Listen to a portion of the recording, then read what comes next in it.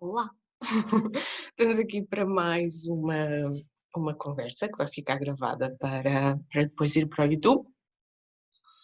Muito rápida introdução, porque depois eu quero dar a maior parte do tempo para o nosso convidado de hoje falar. Então, esta vai ser uma conversa com o historiador, o João Simões. Ele é historiador, ele é professor de História. Eu já falei com o João, já estive com o João a falar sobre coisas do Japão em vários eventos diferentes, portanto, se vocês seguem aqui o canal e as minhas redes sociais, são capazes de já se terem cruzado com ele. Ele é a pessoa em Portugal que eu conheço que é mais geek de história do Japão, ainda mais do que eu. E eu aprendi imenso com ele e, sinceramente, eu acho que ele tem assim, uma espécie de manancial de informação incrível sobre aquelas coisas que eu, se calhar, não tenho tanta paciência para ter, que é famílias, castas, samurais, história militar, história política, essas coisas muito. Eu sou mais de antropologia, arte, cultura, sociedade, e ele é muito história política e militar do Japão e é uma ótima pessoa para falar sobre isso. Então vamos ter uma conversa super geek sobre isso. E para afunilar a coisa, se não ficávamos aqui a falar 3 horas, esperemos que não, para afunilar a coisa nós vamos focar num tema que é um tema que eu também tive que me cruzar com ele para fazer uma série de coisas no Japão e depois para fazer uma série, mais recentemente, uma série de conteúdos que já estão agendados para estarem online, que é durante, o tema é mais ou menos assim, ele depois vai explicar melhor, mas uma introdução muito breve. Durante o período Edo, portanto, durante o shogunato Tokugawa, houve um sistema no Japão, que era o sistema da residência alternada, ou da visitação ao shogun, em que os daimyos, os senhores feudais, tinham que se deslocar no território do Japão ao longo de grandes vias. E porquê que eu me cruzei com este tema? Está aqui no canal agendado e depois provavelmente este vídeo vai estar para o ar a seguir a esses, portanto eu vou colocar aqui o link pelo menos do primeiro desses vídeos. Está aqui no canal agendado uma série de vídeos sobre os Kaido, os caminhos ancestrais do Japão, os caminhos antigos do Japão.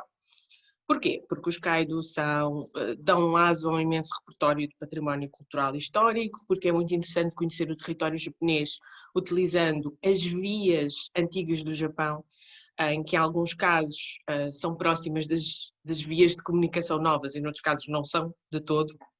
Então, conhece o território, conhece o país, a sociedade, a cultura, de uma maneira completamente diferente e, acho eu, muito mais autêntica e muito mais imersiva quando nós fazemos os caminhos que já existiam e quando nós compreendemos o país e a ligação entre as regiões do país e a ligação entre comida, economia local e outras coisas, fazendo esses caminhos. Então, esta coisa da rota, da transumância até, do caminho, da peregrinação ou da deslocação de grandes conjuntos de população, sejam eles em séquito, não é?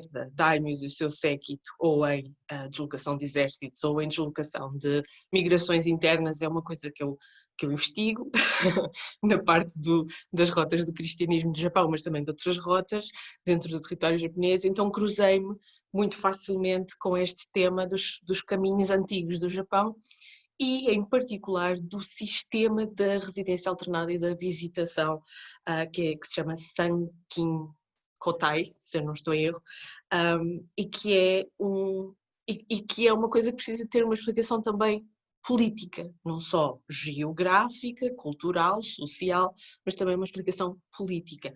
E para essa explicação política do que é este sistema, porque é que este sistema foi instaurado, o que é que ele tem de original, houve um sistema parecido na França do Luís XIV, o que é que ele tem de original, o que é que ele tem de único, quais são as suas repercussões, para isso tudo temos o João, que ele é que é bom a explicar isso.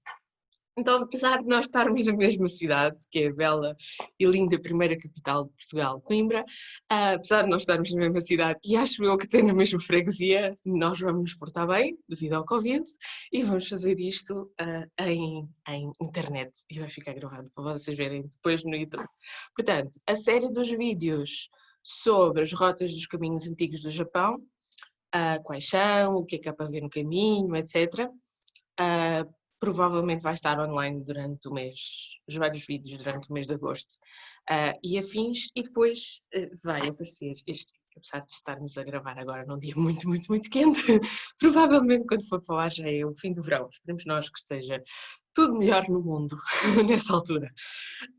Vou então admiti-lo aqui na conversa, eu já estava aqui à espera há muito tempo, mas eu disse que eu queria introduzi-lo. E pôr som.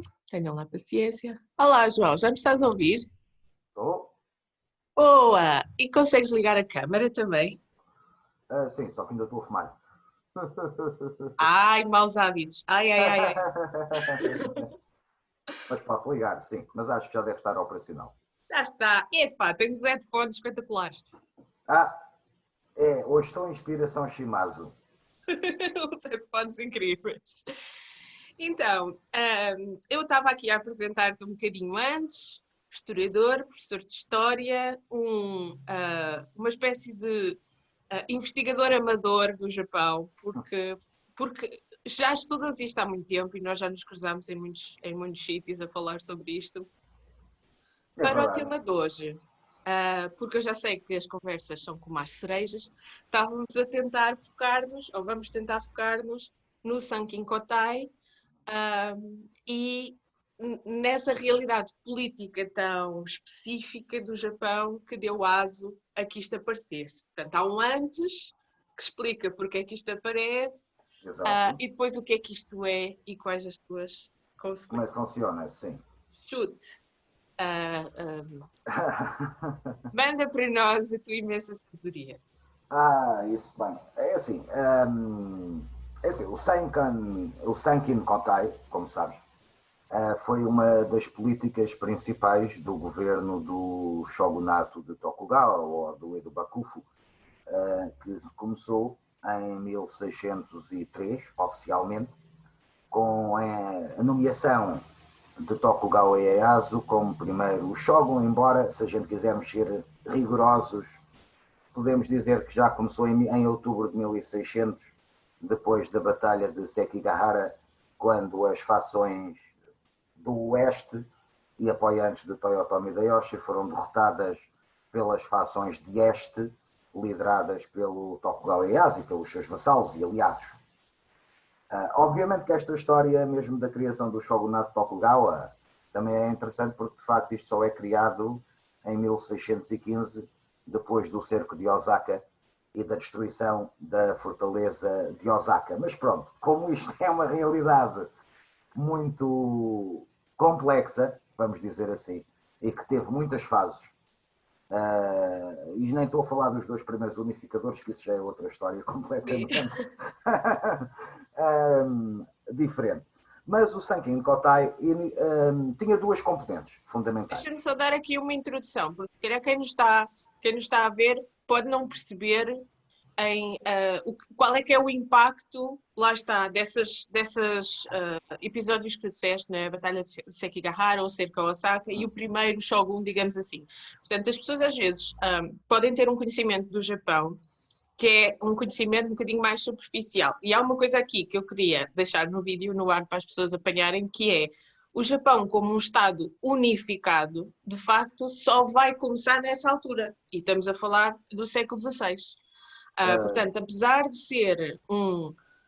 ser uma nação, vamos dizer assim, uma nação, um povo milenar, com milhares de anos de história, a verdade é que não era um Estado unificado, não era um país. Não havia sequer essa concepção de ser um território unificado, de facto. Então, estava muito dividido, havia muitos tipos de poderes diferentes das várias regiões, e esta emergência deste sistema do shogunato, que lá está, na prática apareceu antes do próprio nome, na prática instalou-se antes da criação da figura, digamos assim, política do que é o Bakufu. Tens que ir à Guerra Genpei e ao Taira Kiyomori, se não me engano. Exato. Mas foi uma coisa que nunca tinha acontecido antes no Japão. Nunca tinha havido, antes de haver aqueles três unificadores e, sobretudo, o clã Tokugawa, nunca tinha existido um conjunto de ações concretas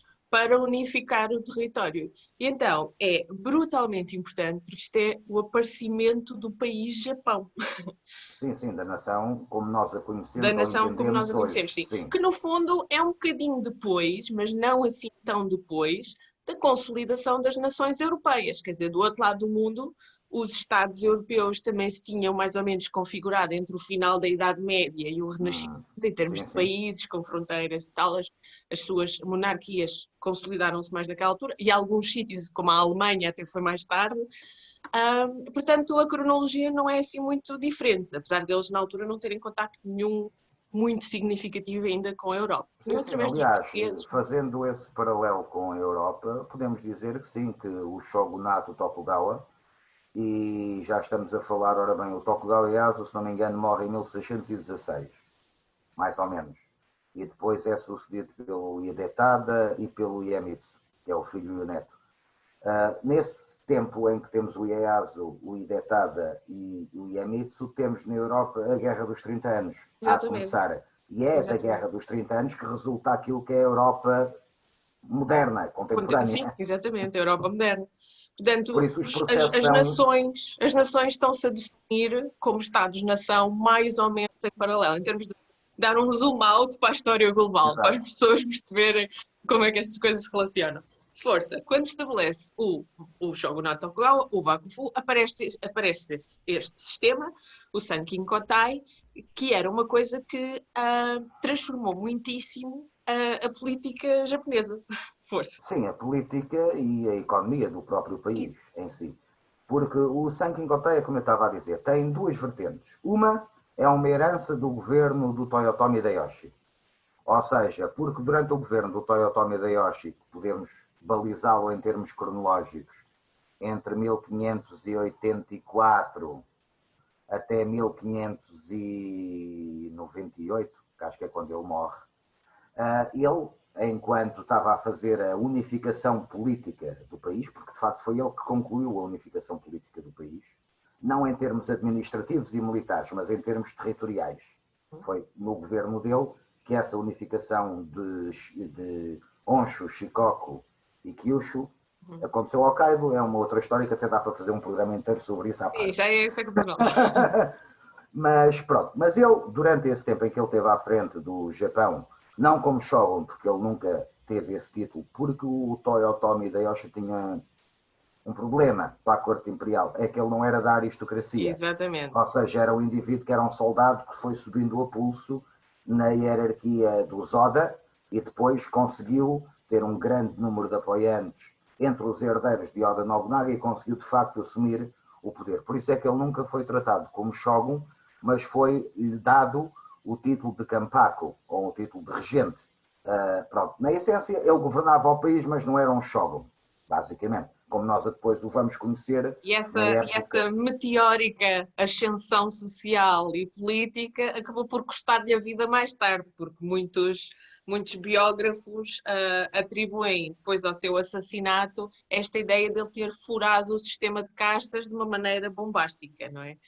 Sim, há a teoria que ele pode ter morrido assassinado, mas também há a teoria que ele pode ter morrido de uma doença prolongada, que ele ficou com ela quando estava a comandar as invasões da Coreia a partir do norte do Kyushu. E como os acampamentos eram muito insalubres, ele pode ter apanhado algum tipo de doença que não se sabe qual e que isso depois continua a atormentá-lo basicamente até ao fim da vida. Temos essas duas possibilidades em relação a Toyotomi Hideyoshi. Mas ele, enquanto governante, ele criou um modelo que era a principal fortaleza dele, era a fortaleza de Osaka.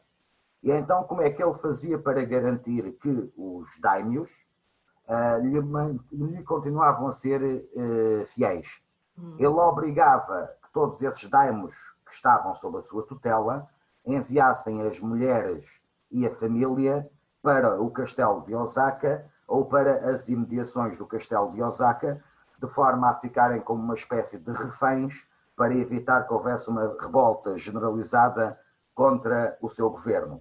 Esse Exato. modelo depois foi continuado por Tokugawa Ieyasu durante o período de Edo, mas acrescentou-lhe uma outra situação, que é a questão da residência alternada, que é o Sankin Kotai. E, na essência, este sistema é um sistema criado de raiz pelos Tokugawa, nunca existiu antes no Japão, e, na essência, dizia que cada daimyo, e depois aí nos daimyos também temos que fazer uma distinção entre dois tipos de daimyo diferentes. Entre os daimyo Fudai, que eram vassalos hereditários dos Tokugawa, e os daimyo Tozama, que eram os estranhos, ou os estrangeiros, ou seja, que eram indivíduos que tinham uma ligação indireta ou muito distante da família reinante. Mas, de todas as maneiras, este sistema da residência alternada dizia que cada daimyo, inicialmente os Tozama, porque este sistema foi criado para os daimyos Tozama, e a partir de 1635 foi implantado em força, se não me engano, já no reinado do quarto Shogun. Não, já não acho que já não foi o Iemitsu, acho que foi o Yoshimune, que foi o seu sucessor, acho eu.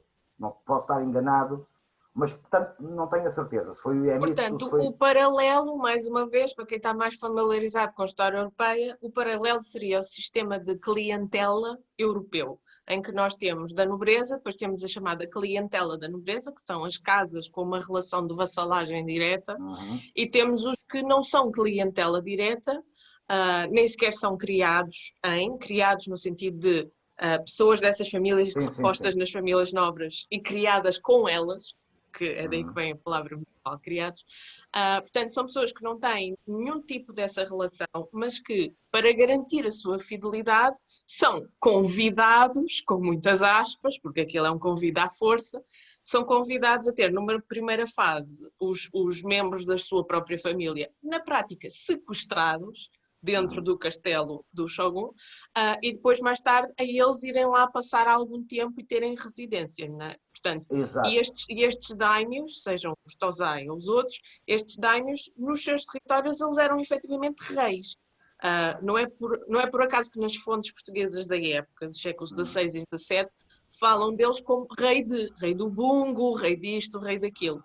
As fontes portuguesas normalmente comparam-nos a reis locais, tendo o mindset europeu também, pré-renascentista, dos reis da Borgonha, etc.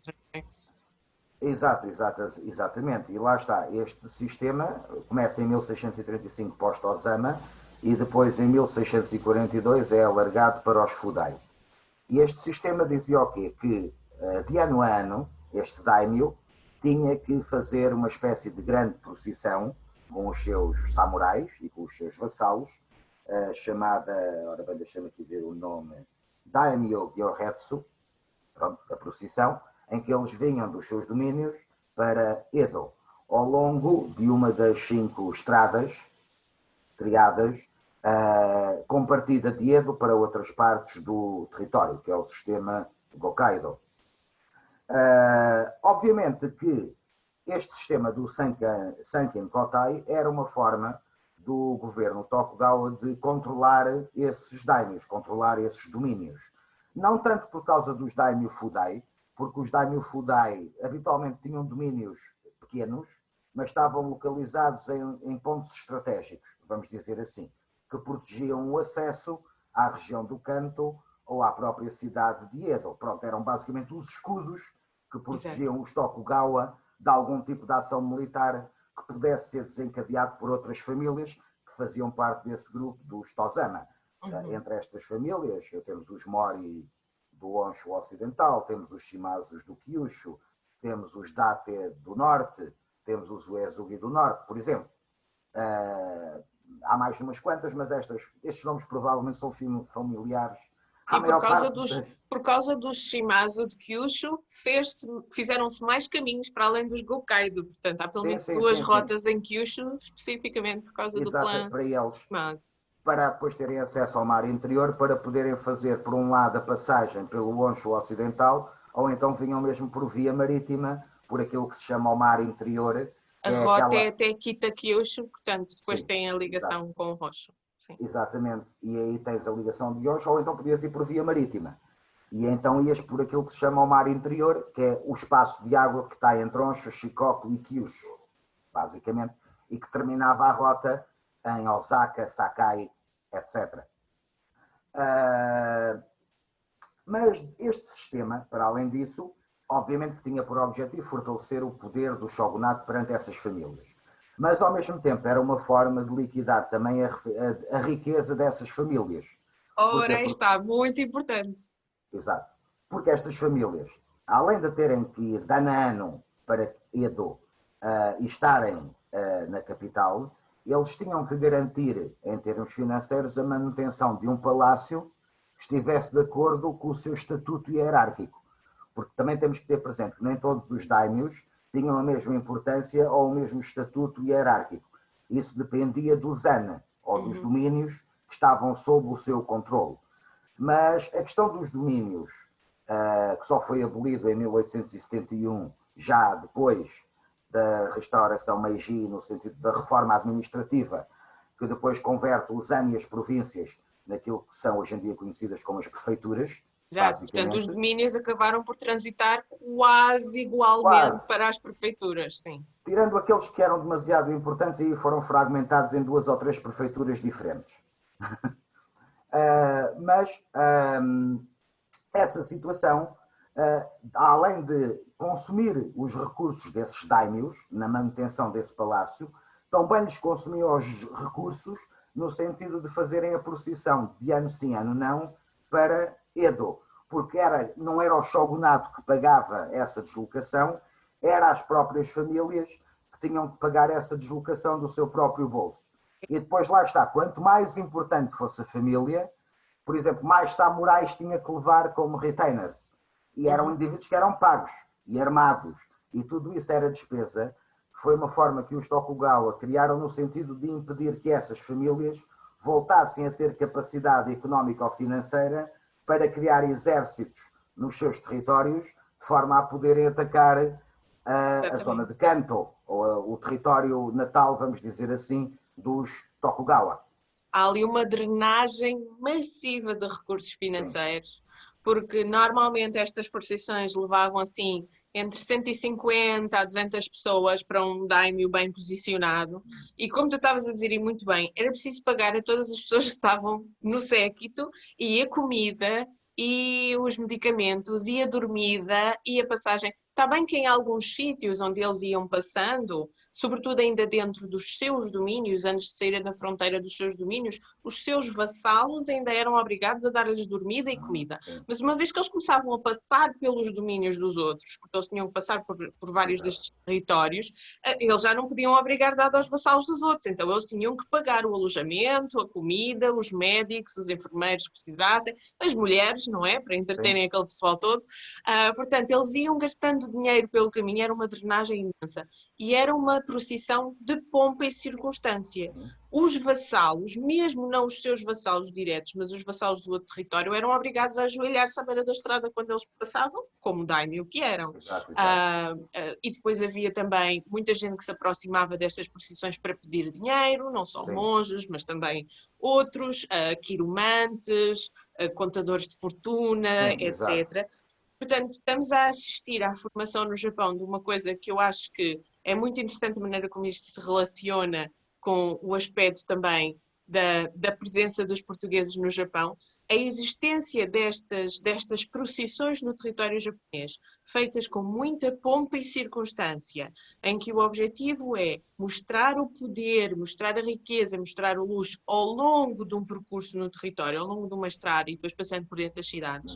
É uma coisa que nós conseguimos ver à nossa frente, claramente, a aparecer, por exemplo, nas obras de arte dos Byombos Namban, em que representam os portugueses a fazer essas procissões, digamos assim, a emular o sistema do Sankin Kotai, não porque estivessem a fazer esse sistema ou uma visitação a Edo, não era o caso, mas porque na mente dos japoneses, aos olhos dos japoneses, é essas procissões que eles têm em mente quando veem os mercadores e os seus escravos e os produtos das naus a fazerem um percurso no território para irem, por exemplo, às feiras de Sakai ou às feiras de Oita, do reino do Bungo, entre Nagasaki e Oita. Portanto, quando os japoneses representam estas grandes parades, como se diz em inglês, é isso que eles têm na cabeça, é esse sistema que tem a ver com quase a transumância dos samurais e dos daimyos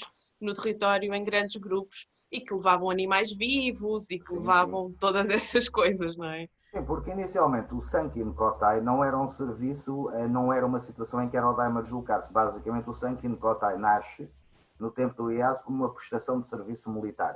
E é Ou quase um seja, pagamento de tributo também há um tinham que levar tributo pagamento de e sim, tributo para... é o tributo e depois tinham que levar samurais para ficarem na capital shogunal ao serviço do shogun Exato. durante X tempo. Ou seja, inicialmente isto começa como um sistema de tributo e um sistema de levar tropas para fortalecer os rankings do shogunato. Posteriormente, nomeadamente com o governo do terceiro shogun, o Iemitsu, aí a coisa muda de figura, porque ele era um indivíduo mais focado na centralização absoluta do poder e na liquidação de tudo aquilo que lhe suspeitasse a dissidência interna ou que lhe pudesse vir a trazer problemas ou que simplesmente ele não gostava. Pronto. E ele percebeu ele percebeu que o facto-chave era os senhores feudais terem recursos financeiros para sustentarem um exército próprio. E ele tinha que arranjar um sistema de os drenar desses recursos. E Exato. Porque foi esse depois há sistema. outro. Exato, porque depois há outra coisa que também é interessante no Japão. Aliás, ainda um ponto antes. Tu, se queres fazer um ponto interessante de comparação do sistema Sankin Kotai com o sistema europeu, tens que ir à França do Luís XIV. A Sim, eu já França do falei Luís nisso no outro XIV vídeo, exatamente. funciona exatamente nesses mesmos moldes. E Versalhes é o exemplo mais próximo em termos europeus do que é um modelo Sanken Kotai que acontecia em Edo. Para além disso, estes daimyos também tinham, e aí temos que falar de uma outra coisa, que há mais duas coisas que também têm que ser faladas. A primeira é que nem sempre, e isto aplica-se fundamentalmente aos daimyos Tozama, nem sempre estes daimyos Tozama se mantinham permanentemente no seu domínio. Ou seja, outro mecanismo que era usado pelos Tokugawa, no sentido de controlar o poder e controlar determinadas famílias, era pegar numa família e transferi-los de domínio. Ou seja, porque muitas destas famílias Tozaima já estavam a viver nesses territórios muito antes dos Tokugawa sequer pensarem ou sonharem que iam existir. E então foi um mecanismo que os Tokugawa usaram para desligar essas famílias da sua base de apoio e transferi-los para um domínio onde não tinham qualquer tipo de relação interpessoal entre eles. Isso aconteceu não com muitas famílias, mas aconteceu com algumas, porque davam a desculpa ou não pagaram isto, ou não fizeram a Assim, procissão bem. era uma punição, digamos assim. Exato. Embora era um mecanismo que, quando eles sentiam que um daimyo tinha demasiado apoio junto da sua população nativa, eles habitualmente transferiam-nos do domínio e desenraizavam-nos daquilo que era a sua base de apoio. E depois tens um outro sistema, que é o chamado sistema Kokudaika. O sistema Kokudaika, que é um sistema que, ao contrário do feudalismo europeu, não é um sistema baseado em território ou em extensão de território. Era basicamente um sistema em que nós podias ter um território mais vasto ou um território mais pequeno, mas dependia de um cálculo que era feito pelos oficiais do shogunato, no sentido de qual era a riqueza material que esse território podia dar, Sim, nomeadamente a na forma. palavra koku em japonês significa, é uma medida. É É, uma palavra que é uma medida de bens materiais. Portanto, é como exato, dizer barril de arroz. quilo ou... Sim, acho que é barril de arroz, acho que é a tradução Exatamente. Portanto, mais é correta. uma medida de quantidade de cereais comestíveis, nomeadamente arroz, mas em termos de peso também pode ser transferido para outros tipos de cereais. Sim, é uma medida. E Exatamente. quantos koku é que um território tinha, isso é que dizia quão rica era a pessoa. Exatamente. E estava ligado ao sistema do Sankin Kotai, porque quanto mais cálculo essa pessoa tinha, mais festiva, mais Exatamente. grande, tinha que ser a posição que ele tinha que fazer, ano sim, ano não, quando ia para Edo. Ou seja, se fosse um daimyo que tinha pouco coco, não era expectável da parte do shogunato que ele fizesse um grande show-off na tal procissão. Agora, se fosse um Shimazu, se fosse um Mori, se fosse um Date, se fosse um Ezugi, ou outro, então aí sim esperava-se que levassem 100, 200, 300, 400, 500 samurais, retainers, criados, etc. Ou seja, entramos na tal drenagem total dos recursos dessa família para fazerem a guerra ao shogunato. A genialidade do sistema do Shikoku está em que ele está muito ligado, não, como tu disseste e muito bem, propriamente à área total do território, mas à capacidade desse território produzir riqueza. E isso está dependente da população e da produtividade da população. Ou seja, nós Do no território território. japonês temos áreas que são muito produtivas, porque são planícies, muito boas para plantar arroz, etc., mas também temos áreas de montanhas íngremes, de florestas densas que não são cultiváveis. Se a área for muito grande, mas não tem ou quantidade de população suficiente ou produtividade dessa população, então, claro que lá por ter um território grande ele não consegue produzir muito coco, não é? Portanto, essa medida que inclui o trabalho humano na categoria do samurai também é uma medida que inclui os recursos humanos e, portanto, um samurai que tem muita gente a produzir arroz pode, de um momento para o outro, obrigar esses agricultores todos a passarem a ser exército. E essa é mais uma coisa que está incluída no sistema do Shikoku e mais uma coisa que faz com que o Sankin Kotai, baseado no sistema do Shikoku, seja tão mais inteligente do que um sistema baseado simplesmente em área territorial. Exatamente. E depois temos outros dois legados que resultam do Sankin Kotai. Por um lado, o próprio desenvolvimento das Gokaido e do Exato. sistema das estradas do Japão. Embora o Japão tenha uma coisa que é interessante, é que já pelo menos desde o período Azukanara, estamos a falar do início do século VIII, já existia um sistema primitivo de várias estradas no Japão, nomeadamente a Sanyodo, a Sanindo, a Nankaido e a Saikaido, que eram estradas que já vinham desde a antiguidade. Porém, os Tokugawa, centrando-se a partir de Edo, criaram mais 5 vias e que vão assumir principalmente uma, que é Tokaido, que era um percurso que ia de Edo ao longo da costa em direção a Kyoto. E essa via vai assumir uma importância fundamental em termos de trânsito de pessoas, de bens, de recursos, de materiais e, em caso de algum tipo de revolta armada, da próprio trânsito de homens e de samurais num percurso muito mais rápido do que, por exemplo, a sua irmã, que era a Nakasendo, que era pelo interior, não, ali não dava para passar exércitos, que ia pela montanha.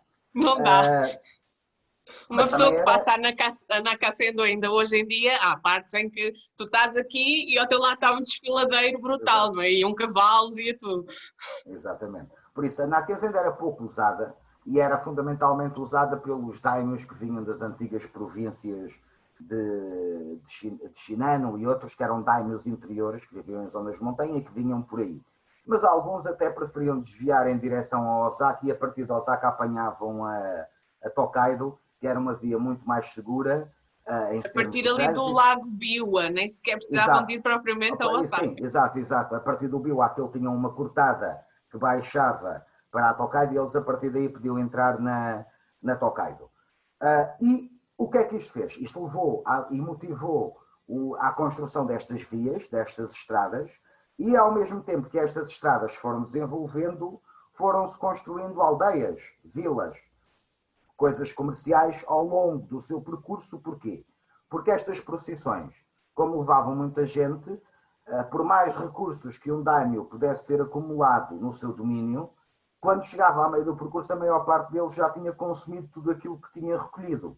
Claro. E então o que é que acontecia? Entravam uma espécie de superfícies comerciais, lojas, casas de prostituição, o equivalente àquilo que são os nossos bares, vamos dizer assim, que vendiam comida a essa malta que estava na procissão, vendiam os seus serviços sexuais, vendiam bebidas, e depois lá está, como tu disseste, apareciam os monges a pedirem esmolas de caridade dentro do espírito budista, apareciam-te sacerdotes shintoístas dentro de um ritual qualquer, no sentido de garantir que a viagem corria bem e que estava tudo de acordo com os pressupostos divinos. Aparecia-te uma série de vendedores da banha da cobra que tentavam vender poções, isto e aquilo, pronto, ou seja, acabava por movimentar toda uma economia à volta desta estrada. E também levou à criação daquilo que se chamam os onjin, ou seja, são as estalagens que depois foram sendo criadas ao longo dessas rotas, onde o daimyo podia alojar-se, pagando um preço, e pronto, tinha um conforto maior do que simplesmente ficar acampado no meio da floresta. E assim sempre tinha acesso a banhos quentes. Algumas ainda existem, algumas dessas estalagens ainda existem, e há um paralelo que eu gosto muito de fazer, porque acho que é interessante nós vermos como é que estas grandes rotas de movimentação da população funcionam na história toda e no mundo todo. Por exemplo, a Rota da Seda tem as famosíssimas caravanserai, ainda ali na zona da Turquia e do Médio Oriente, e tendo eu já tido a sorte de estar num sistema que são as rotas japonesas e no outro sistema que é a Rota da Seda e as caravanserai, há um paralelo funcional evidentíssimo. E o paralelo funcional é independente das culturas, porque é aquilo que as pessoas precisam em viagens dessa natureza. Então nós temos sempre um pátio interior que tem a funcionalidade de deixar passar a água e a luz, pôr os animais, os cavalos e os outros animais. Temos sempre poços e água potável, normalmente no próprio pátio interior, porque o acesso à água potável é que é taxado, esse acesso é que é controlado. Temos espaços para alojamento semi-privados, não propriamente muito privados, portanto há esse paralelo também. E temos, lá está, a produção de comida e medicamentos. A parte dos medicamentos era muito importante, muita gente adoecia nestas viagens, por exposição aos elementos, comidas diferentes, eventualmente água não potável que fossem bebendo pelo caminho. Tentativas de envenenamento. E, portanto, é muito interessante ver que esses sistemas são paralelos nas rotas. No caso do Japão, as ongen, algumas ainda existem, estão preservadas, nomeadamente a partir de exemplares cuja construção data ali pouco antes da restauração Meiji, algumas salvaram-se. No caso da arquitetura japonesa, estamos a falar de materiais perecíveis, não é? Papel, madeira, todo o tipo de fibras vegetais, a maior parte delas arderam antes de poderem ser preservadas por um sistema já mais moderno de conservação e restauro. Temos algumas ainda para visitar, cuja construção original, lá está, é, na melhor das hipóteses, de meados do século XIX. São estruturas enormes, multifuncionais, com aqueles painéis de correr que abrem as salas sucessivamente e podemos ter um grande salão contínuo, ou podem fechar os painéis e ter várias salas diferentes. É uma arquitetura muito flexível na sua disposição interna, como é característico da japonesa, e quem fizer estes caminhos, acho que são pontos a visitar absolutamente imperdíveis. E outra coisa sempre associada a essas cidades de paragem e esses pontos de alojamento é o sistema postal, é os correios, efetivamente. É muito interessante como todos estes sítios de paragem eram também sítios de serviço postal, de mensageiros, do proto-serviço dos correios, e que ainda está em funcionamento. É incrível. Quando a gente está a fazer as rotas antigas, a rota do Hokkaido ou as outras, os sítios, essas cidadezinhas que tu falaste, do meio dos caminhos, que normalmente também eram sítios onde havia um checkpoint, portanto o pessoal tinha que apresentar a papelada se passava ou não passava. Ou pagavas uma taxa, que era outra forma também de chegar pagavam as taxas, exatamente. Portanto, tem as fronteiras internas, digamos assim, em que pagas taxas e tens que apresentar a papelada, porque nem toda a gente podia transitar no território de livre vontade, não é? E tinham os serviços dos correios e tinham estes alojamentos. É toda uma infraestrutura que foi absolutamente transformadora no território. Sim, e que ia diretamente para os cofres dos Tokugawa, porque todas essas estavam diretamente sob controle do governo. Ou seja, a Zonjin, esse serviço postal e o serviço da fronteira interna, tudo isso era supervisão direta de oficiais enviados pelo shogunato. Ou seja, mesmo por exemplo, essa Onjin estivesse no domínio do A supervisão daquele espaço era direta do governo, não era do daimyo desse território. Ou seja, era mais uma forma, para além da própria procissão e de todas as outras situações que drenavam os recursos a esses daimyos, era uma forma extra de drenar ainda mais os recursos ao longo da própria viagem. E, de facto, o sistema Tokugawa, nesse sentido, funcionou perfeitamente, até que, lá está, chegamos a meados do século XIX e temos duas situações diferentes. Temos os europeus, nomeadamente os americanos, a entrarem em força na Ásia e os japoneses a olharem para o que aconteceu à China. E a Guerra do Ópio, em particular, foi absolutamente determinante. Exatamente. e os japoneses pensam, bem, mas nós temos que nos modernizar de alguma maneira, senão nós vamos sofrer o mesmo destino que os chineses sofreram à mão dos ocidentais. E isso levou aqui uma geração de intelectuais, mesmo políticos, e alguns daimyos, começassem a pensar como é que vamos modernizar o país. E depois tiveste dois focos, e essa é das ironias da história japonesa e da história dos Tokugawa. Por mais mecanismos de controle que eles tinham, eles nunca conseguiram liquidar totalmente duas famílias.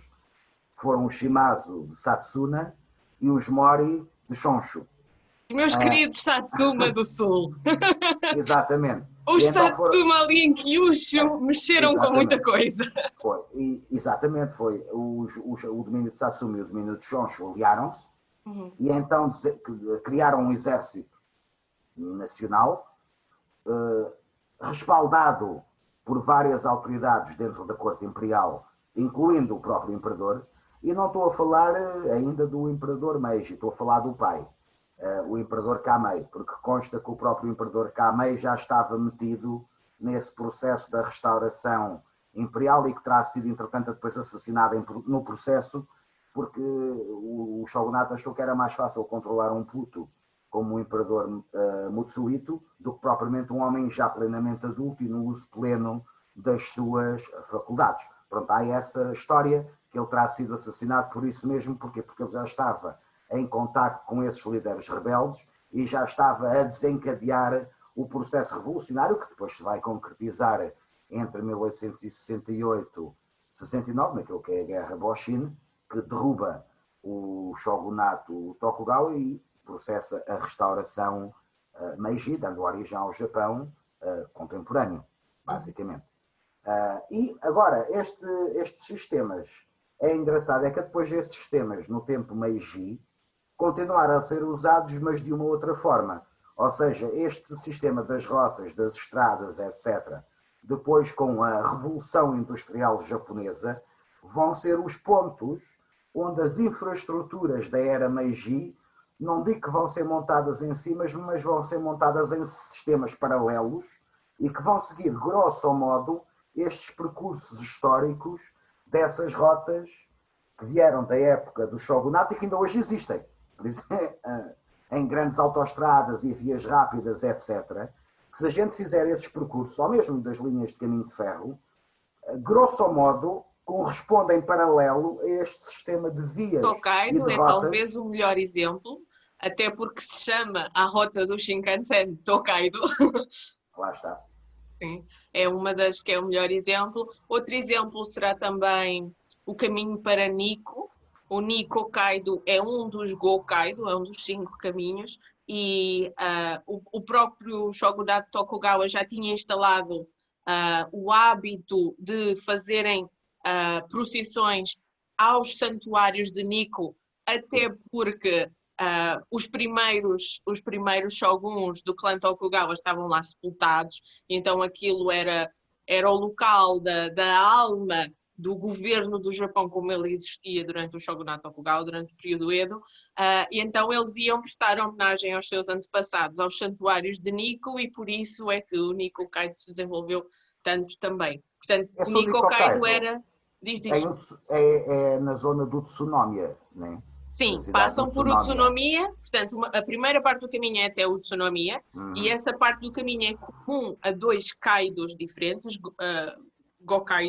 Goshu Kaido e Nikko Kaido, e depois em Utsunomiya, um vai para cima, na direção do norte de Honshu, e outro vai para o lado, para as montanhas, para Nikko, para as montanhas de Nikko. E a partir daí, do Utsunomiya para as montanhas, é que tu tens aquelas vias que foram, no século XVII e XVIII, foram plantados cedros, que depois, agora, estão florestas gigantescas, não é?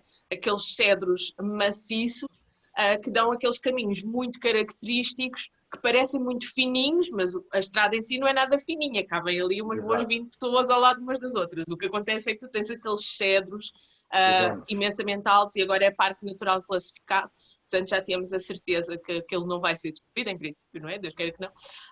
E depois entram na parte dos santuários, mesmo do centro histórico de Nikko, portanto é uma alameda processional em si mesmo, já com muita pompa e circunstância, porque era o local de honrar os antepassados dos Tokugawa. Portanto, há ali a construção de uma mística quase paralela à da Casa Imperial, assim, e em vez de ser um Kaido em que serve sobretudo para daimyos se deslocarem para Edo, é um dos poucos que serve para que o clã Tokugawa vá a algum lado.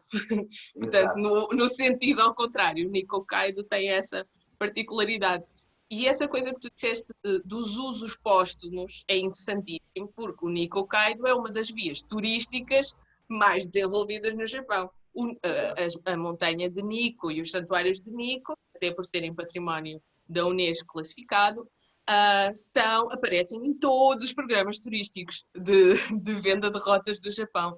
Portanto, há muitas destas coisas de património cultural que apareceu por causa do sistema Sankin Kotai ou por causa de outros sistemas implementados pelo período Edo, durante o período Edo, que se transformaram ou nas rotas de transporte, ou nas cidades cujos centros históricos estão classificados, ou nas rotas de turismo e património cultural do Japão atual, do século XXI. Ou seja, essa é a parte gira do Japão, é que o Japão tu consegues ter um diálogo permanente entre o passado do Japão e o seu presente.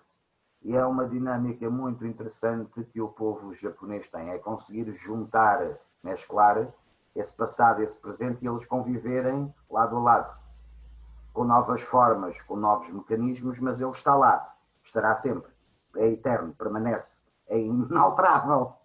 É preciso saber vê-lo, o que muitas vezes implica estar pré-informado das coisas, porque estar lá não necessariamente faz conseguir ver as coisas. Isso é a tal coisa do turismo, é assim, se formos daqueles turistas que dizem, a gente só faz viagens para dizer que já fomos ao país A, B, C, D, E, F, G, H, I, J, K, não sei o quê, para teres uma lista gigante, tu podes fazê-lo.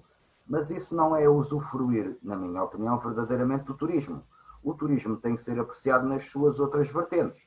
Conhecer as paisagens, conhecer as histórias, conhecer as pessoas, conhecer os patrimónios artísticos, culturais, gastronómicos, culturais, musicais, etc. Tudo isso, parece-me a mim, é o que faz uma experiência turística enriquecedora. Não é só simplesmente para ter um checklist a dizer já vi, já estive, já vi. Concordo plenamente contigo. Concordo plenamente contigo. Quem me dera a mim que a maior parte das pessoas que no futuro, esperemos nós, queiram viajar, também pensem como tu, que é para os programadores culturais e os historiadores e os guias e os intérpretes terem todos trabalho. Exatamente. Não, mas porque isso há que é o verdadeiro turismo. Porque se uma pessoa só andar só de um lado para o outro para dizer já fui, fica fraco. Ou seja, eu acho que estas rotas são muito interessantes por causa disso. É porque permite-te conhecer um território, e não precisa de ser o Japão, pode ser também na Europa, pode ser também até em Portugal. Fazer, por exemplo, em Portugal existe uma rota lindíssima que é a Rota do Românico. Que nos permite compreender a lógica do que eram as rotas medievais de finalidade religiosa, mas que nos permite descobrir o território de uma maneira completamente diferente. Estou a falar esta da Rota do Românico porque eu tive uma professora, Adelaide Miranda, que era a senhora que criou o programa da Rota do Românico, foi minha professora na faculdade, em História da Arte. E então essa, claro que era muito familiar para mim. Portanto, eu acho que sim, eu acho que esta coisa de ter conteúdos produzidos por historiadores, apresentados por guias internos, criados por consultores que estão a tentar proporcionar uma experiência às pessoas que é um bocadinho mais do que só Instagram, um bocadinho mais.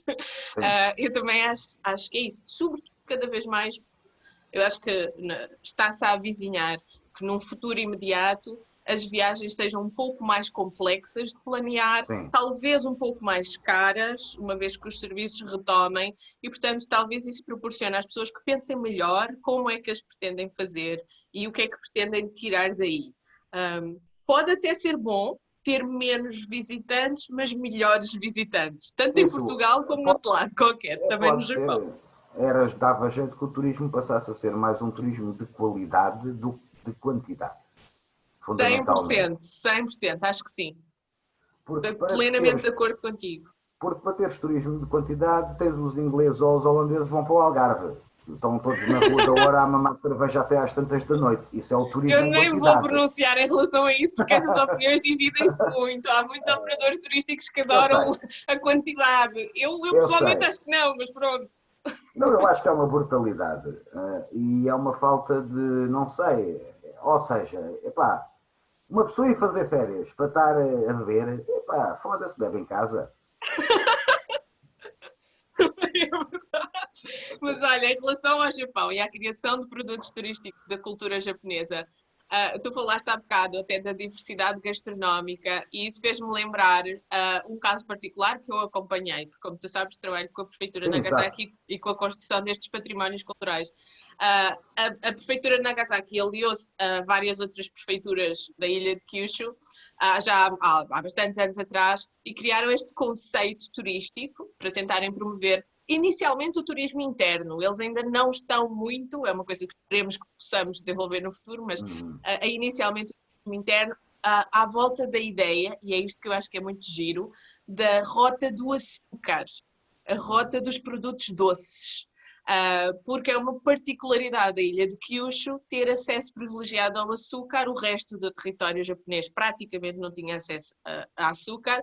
Kyushu tinha, por causa da ligação com o reino de Ryukyu, hoje em dia Okinawa e afins, diretamente do reino de Ryukyu, e também por causa da ligação com a Coreia e também por causa da ligação com o comércio internacional, chamado Nambamboeki, por via dos portugueses. Exato, exato, Portanto, exato. o acesso ao açúcar na ilha de Kyushu como produto e também às práticas de produção de doçaria e consumo de doçaria, por causa da maneira como se desenvolveu a cerimónia do chá e também como as cortes dos daimyos locais funcionavam do ponto de vista do acolhimento. Portanto, desenvolveu-se ali uma série de práticas culturais e gastronómicas que eram muito particulares e havia uma rota em Kyushu, que era essa rota que ia de Nagasaki até Kita-Kyushu, permitia digamos, permitia uma circulação na parte ocidental da ilha de Kyushu, depois há outra rota na parte oriental que passa pelas montanhas de Yufuin e passa em Oita e depois vai dar a volta por cima em Exato. Kyushu outra vez, mas essa rota ocidental é a chamada Rota do Açúcar. Portanto, o nome é um branding contemporâneo. Na época não se chamava Rota do Exato, Açúcar. exato, exato. Mas esse branding contemporâneo permitiu a reboque, depois destas candidaturas de financiamentos e não sei o quê, desenvolver mais conhecimento sobre o que era a rota e realmente, para além do próprio património gastronómico, que outras coisas é que havia no caminho. E é muito engraçado, porque se foi descobrindo que, de facto, por exemplo, muitos portugueses sabem que o Japão tem uma versão de pão do ló, que se chama castera ou castela, mas na ilha de Kyushu há centenas de variedades de castera e há centenas de outros bolos que são parecidos com castera, mas não exatamente igual. Existe o caso doce em Hirado, existe o bolo, e chama-se bolo, em Saga. Existem N exemplos, todos à beira dessa rota, todos em Uhum. cidades nessa rota, porque o açúcar circulava por ali. Então Exato, é exato. muito giro como nós podemos ter uma ideia, a ideia que é produto, açúcar, onde é que ele circulava, e depois através disso vamos descobrindo coisas como história, cultura, território, não é? E lá está, e é uma coisa que está a pedi-las para um programa turístico, é porque é super Sim, fácil de fazer isso em 3 ou 4 dias, indo, dormindo e comendo e vendo coisas pelo caminho. Depois há sítios que têm umas cascatas muito bonitas ali a oeste de Saga, tem uma zona de onsen também muito bonitas para visitar. uhum. Portanto, são coisas que permitem descentralizar, e eu acho que esse modelo é muito interessante e também pode ser perfeitamente desenvolvido em Portugal. Os Claro. modelos das rotas territoriais, por exemplo, estou a pensar em Portugal a rota da Transumância, das Ovelhas, do Fundão, ou outras rotas assim, permite descentralizar o turismo, permite criar um turismo em que nós compreendemos melhor a riqueza cultural das regiões e, de Exato. preferência, deixa-se dinheiro lá para desenvolver as próprias regiões. Exatamente, é isso, e eu acho que aí, lá está, o casar o turismo, a história, a cultura, a tradição, acho que é o futuro. Muito sinceramente, acho que é o futuro de que o turismo tem que evoluir nesse sentido. em vez de ser aquele turismo massificado, é um turismo de qualidade, com objetivos concretos, objetivos específicos, porque às vezes é nesses percursos mais pequenos que se descobre a verdadeira beleza das coisas. E não naqueles grandes programas, chapa 5, é isto, e está sempre isso exatamente pelo mesmo. E essa da Rota do Açúcar é um projeto muito interessante, como eu também sei que já fizeste rotas com a questão do cristianismo, por exemplo. Sim, sim. Que é um outro aspecto interessante, que das Ilhas é Goto. turismo religioso, por exemplo. Mas também podes fazer isso se te der na cabeça para mosteiros budistas. Sim, eu não faço porque eu não sei tanto do budismo, mas há quem podias faça. fazê-lo, mas podias fazê-lo. Eu conheço guias internos e que também são investigadores e que fazem precisamente rotas de budismo, nomeadamente, sabes, eles também têm, para além de terem um target interno, também pretendem ter um target internacional. E o budismo zen também é muito popular no resto do mundo. Então, sim, esse permite fazer umas rotas interessantes. Eu dou muito bem com os budistas. Às vezes as pessoas ficam a pensar, mas tu andas lá a fazer as coisas do cristianismo e tal. Olha, quer holandeses, porque também encontrei muitos holandeses no Japão e holandeses que fazem a mesma coisa, mas para a rota dos holandeses. Quer holandeses, quer budistas, não há nenhum conflito. Damos-nos todos muito bem uns com os outros. Isto são coisas do século XVII. Nós não queremos saber. Exato. Se Portanto, tivesse corrido bem no não é século XVII, impossível eu juntar-me a esses programas e irmos também, é verdade. Porque às vezes as pessoas pensam, nomeadamente nas conferências e tal, perguntam: mas antes de fazer a rota dos portugueses e dos cristãos, quando encontras um budista ou um holandês, vocês devem discutir muito. E eu, não, nós damos todos bem. Não lá há está. conflito. E é isso que também é tal coisa, é o que é a riqueza patrimónica e histórica de um território, com todas essas influências, principalmente no Kyushu, que foi extremamente intensa, entre as próprias mecânicas internas do Japão, as próprias mecânicas internas da região, a ligação tanto a Ryukyu como à Coreia como à China continental, e depois a interferência europeia, entre aspas, dos portugueses, dos espanhóis em menor medida, dos holandeses e também dos ingleses, todos esses deixaram qualquer coisinha, mais que não seja na memória coletiva de um determinado povo ou de uma determinada região. Obviamente que há uns que marcam mais do que outros, ainda bem que Portugal marcou mais do que... Depende do sítio de onde tu observas. É muito interessante porque estar no Japão ou visitar, mesmo que seja só uma visita turística, 2 ou 3 semanas, conhecer o Japão por via de um passeio em Kyushu, ou conhecer algumas coisas em Kyushu, fica-se com uma ideia da história do Japão ligeiramente diferente do que fazendo um percurso mais mainstream. Porquê? Porque, como tu bem sabes, a história é uma ciência social. A história não é uma ciência exata. E a história tem pontos e vírgulas em sítios diferentes, conforme o agente de enunciação, conforme quais são as doutrinas, quais são as crenças e quais são os objetivos de quem enuncia essa história. E, portanto, a história do Japão contada a partir de Kyoto, Nara, Tóquio, Osaka, etc., tem ênfases ligeiramente diferentes das ênfases que tem quando é contada em territórios limítrofes, sejam eles Hokkaido lá em cima ou Kyushu cá em baixo, não é? E um dos exemplos mais flagrantes é, por exemplo, a história do Japão contada pela perspectiva dos Ainu, em Hokkaido. É uma coisa completamente diferente, não é? A maneira como eles foram invadidos brutalmente no século XIX, a maneira como houve limpeza étnica, a maneira como houve mandar crianças Ainu para outras províncias, para outras famílias, para fazer uma diluição do sangue indígena.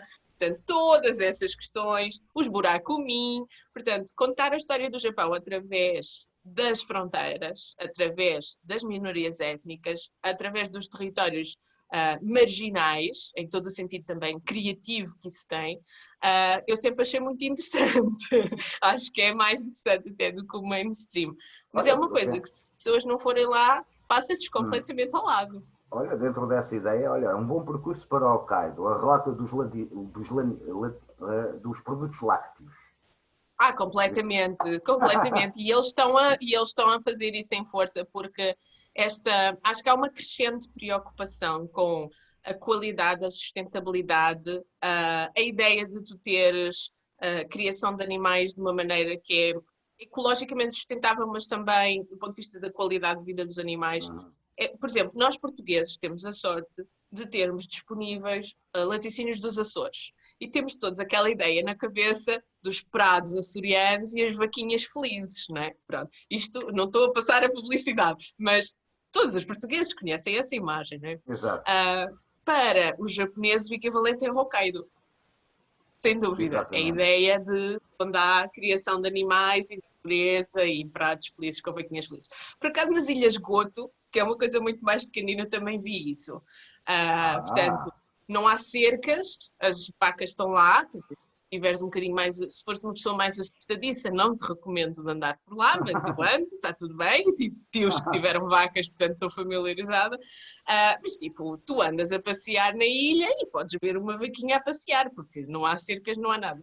E elas comem ervinha verde, não é cá rações. Portanto, mas essa ideia, isso não é mainstream. Isso não é mainstream nos Estados Unidos, isso não é mainstream no Japão. As pessoas estão habituadas a que os produtos sejam muito artificiais. E uma viragem nos últimos anos para procurar a maior qualidade e sustentabilidade, eu acho que foi uma coisa muito boa e também faz as pessoas gostarem de ir a esses sítios, porque depois compram os produtos lá, para além de consumirem, compram o que levam depois para casa e para os amigos e ficam um bocadinho mais acordadas para essa questão, não é? Embora a maior parte do que se consome no Japão ainda seja importado a nível de produtos agrícolas e alimentares, a maior parte ainda é importado dos países à volta, porque eles não são autossuficientes em termos alimentares. O arquipélago japonês tem esse problema, tem problemas de utilização de espaço total para práticas agrícolas. Tendo em conta que também é uma área geológica vulcânica, torna-se difícil trabalhar as terras, mesmo em termos de concentração de nutrientes, etc. É um território... Matérias-primas, por exemplo, eles têm muita indústria automóvel, estou a falar, por exemplo, a pensar nessa, e não têm os metais, não têm suficientes matérias-primas para a indústria metalúrgica ou tecnológica ou dos automóveis. Então eles têm a mão de obra, eles têm as fábricas, eles têm o know-how, mas depois se lhes cortam os laços com a China, eles não têm aço, caput, a indústria fecha e vai tudo para o desemprego. Portanto, eles estão muito frágeis nesse sentido, porque estão muito dependentes de matérias-primas ou bens de consumo primário dos países à volta. É por isso que o sistema político japonês, neste momento, está tão tremido e eles estão com tanto medo do crescimento da China na economia do Extremo Oriente, porque eles estão extremamente dependentes disso. Agora, por exemplo, com o Covid, houve muitas fábricas, nomeadamente na Operação Fabril, que cessaram a sua produção, ainda não abriram falência, mas talvez venham a abrir, e isso colocou no mercado do desemprego imensos trabalhadores, normalmente imigrantes, que ainda por cima são camada da população mais fragilizada e com menos opções, porque as fábricas fecharam e eles foram layoff, mas layoff sem nada.